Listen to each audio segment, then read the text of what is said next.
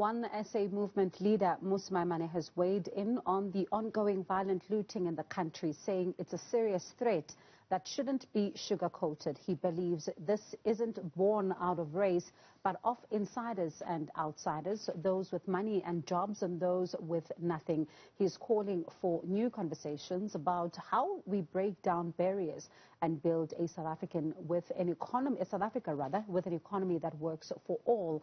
For more on this, we're joined by Mmusi Maimane. Good evening to you, and thank you so much for your time tonight. Talk to us then about these insiders and outsiders. Who exactly are they? Good evening, and good evening to fellow South Africans. The challenge with South Africa is that we've lost the very essence of Ubuntu and Ubuntu, the very sense that we are because of one another. So what instead has happened is that we live in a country that is as a function of our history, but as the current reality of those who live in gated communities and those who are outside those communities, those who have a job and those who are without a job, a sense upon which we live in the many different South Africas, of the fact that more than half of our citizens, 54%, are living below the upper poverty line, which is a clear indicator of the fact that unless we're willing to attend to a question of returning back to the essence of who we are, the ideals that say, actually, my existence is directly linked to the survival of all humanity, we are going to have these problems. And ultimately, the events that have taken place in the recent while show the fact that there are others who feel there's an economy to defend and others who don't feel so. We have a government that's been incapable of growing the economy to a point where all citizens can feel prosperous in it, but instead have left us in a state, as I described earlier, where more than half of our citizens are poor.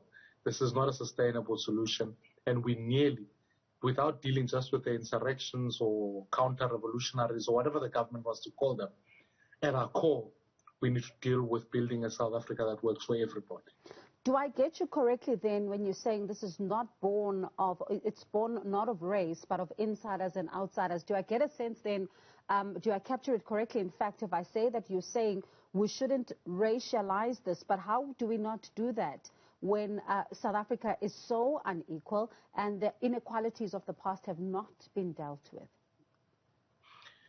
There's no denial of the fact that our inequality is still along racial lines, and it is in the main that you are living in a country where so many who are on the inside represent a particular race and others who are on the outside of that. But finding solutions to this problem requires us to realize that our humanity must reign supreme.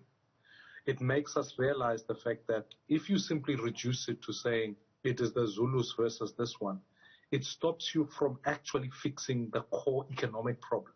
And sometimes that even helps you fail at being able to realize that there's a government here that has a responsibility to govern for all citizens, not just for one particular group or for one race, but we have a government that must work for everybody. And therefore, ultimately, our solutions going forward cannot be legitimized out of race, because when you do that, you suddenly don't attend to poor communities like Kailicha, like Kukuletu, like Alex, or like what is happening. You have to work an economic model that works for all.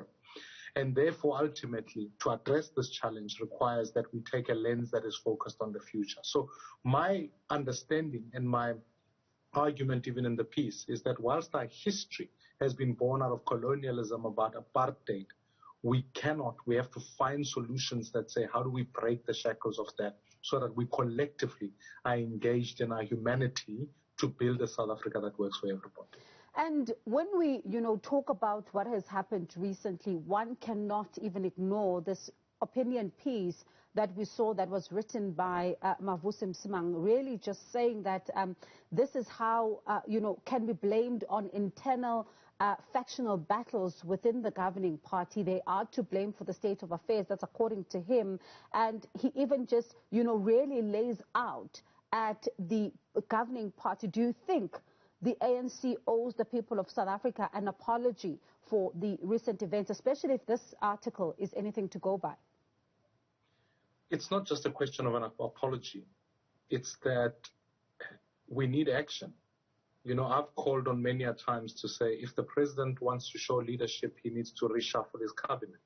You can't have a break-in in your house as the House of South Africa, and no one is held accountable for that 3 weeks later. That's a starting point.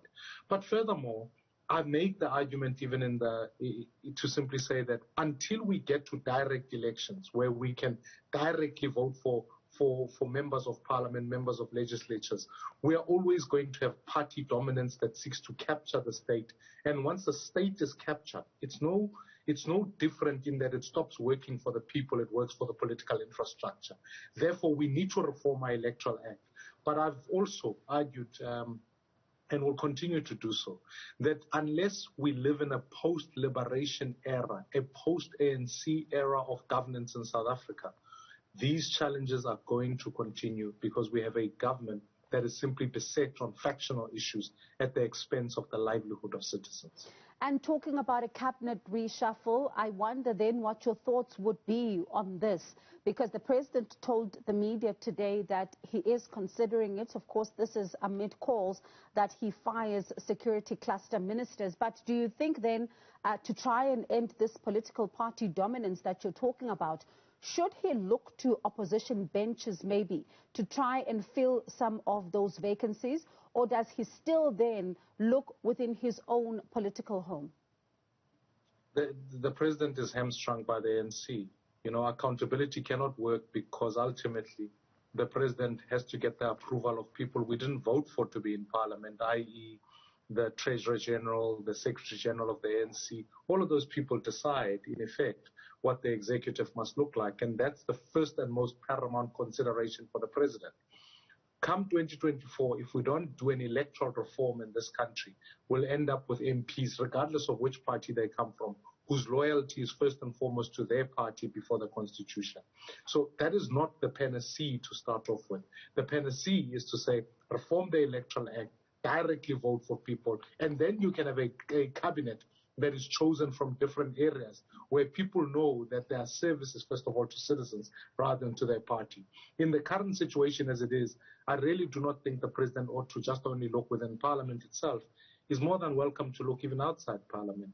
It would be ideal at this point in time to be able to get in the health portfolio specialists who can come in and be able to drive that particular vaccination and rollout process that it needs. Because as things stand at the moment, if we just keep doing what we've always done, we are going to get the outcomes that we've always gotten.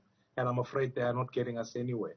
So I would call at this time that we need an entire reset of our system, and the president needs to look beyond just his party if he's going to ensure that we turn the fortunes of South Africa around. I'd like to put you on the spot. If you were president today, who would you be reshuffling and replacing with who? First of all, I'd definitely deal with the Minister of Police, because I think policing has not worked. It's not just the insurrections or the events of last week. It's the fact that citizens don't feel safe. And what I would do is reform that and rather focus on breaking down the police service and making it much more regionalized so that we can take a much more direct approach to policing. I would definitely remove the State Security Minister. I really think that unless you are willing to reform that to a professional service that both has outward-looking service that looks at intelligence internationally and a professional service that is domestic, I would have dealt with that minister a long time ago. And certainly the Minister of Basic Education is not working in an environment where ultimately our kids' pass rates are as poor as what they look like at this point in time. So I would have done those, and I would have found individuals that come from the outside of those portfolios. So ultimately, so that we bring a new professional lifeblood into the situation. And certainly some of the vice chancellors, I wouldn't want to put them on the spot here. There are some who are gifted enough to reform education, to bring them into the education space. And then institutes that focus on security and intelligence need to be brought on so that we can professionalize that service. So I do think if South Africa is going to reform itself, we need skills beyond just the political infrastructure that we've got, because people are chosen in political parties not because they often want to serve the people, but because of the faction they come from. I would have certainly started with those three, trimmed down the cabinet to make it at least a cabinet of less than 20 people, and make sure that people like deputy ministers are not people who are in cabinet because, or well, at least you don't appoint deputy ministers, because when it's said and done, once you've got deputy ministers, the fact of the matter is that you're just bloating the state even more so, but rather make it streamlined so that it can be able to be agile enough to build for the future. The last point I'll say is there are certain ministries that don't need to exist. I certainly don't believe we need a ministry of sport. There are professional bodies that deal with that. I think the economics cluster is too confusing. There are just too many cabinet ministers in there, and you never know who does what and what. Is it Treasury? Is it Department of Trade and Industry? Is it Public Service? Is it... So it's a confusing kind of industry. You need to streamline it and bring it onto one base and choose the best minister in that to lead that, so that you don't have energy and ESCOM and all the other state-owned enterprises, rather make them into one. But the reform of the state and the reform of cabinet is fundamental to the long-term project. But the most immediate thing is the president cannot afford to, A, have the vacancies that he have, and B, keep the people in cabinet who are not doing their job. It's not just corruption that we should fire people for. We should fire people for also not delivering against the outcomes that they're supposed to. If the economy is tanking, then the Minister of Economic Development can't just keep their job because they've got a job when millions of South Africans are losing their jobs. We need to reform the entire architecture of the cabinet. And one of the things you write about in that opinion piece is the work of Parliament then, especially because at a time like this, we expected them to speak a lot more sooner on what has been going on. Do you think, like the state that has in fact admitted that it's been caught napping, do you think they're also ill-prepared for where we find ourselves as a country, especially looking at the recent events? Parliament suffers from majoritarianism. I've been in Parliament, and I know what happens when those MPs who are sent to Parliament, often many of them are sent simply as voting citizens. They must just arrive there and pass whatever the executive passes from them. And the problem with the ANC is that the NEC always is superior to any other structure of the organization. So you find a minister who's ranked much higher in the ANC's list and as part of the NEC, having to account to a parliament made up of people who come from lower positions in the party's list. So like an army, a general isn't going to take an instruction from a lieutenant. And therefore the ANC falters on that basis. And Parliament in its collective sense, you've got a speaker and deputy speakers who are members of the ANC and will do what's best for the ANC rather than democratic accountability. So I would argue that if we're going to reform Parliament itself, independence of Parliament ought to be sought.